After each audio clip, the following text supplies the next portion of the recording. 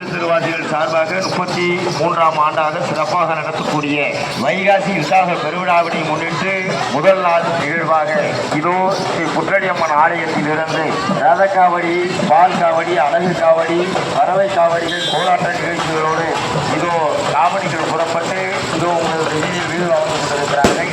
ஆலயம் சென்றவுடன் மலைமுத்து வாரியவனுக்கு சிறப்பு அபிஷேக ஆராதனையும் அன்னதானம் அதிகமாக நடைபெறும்.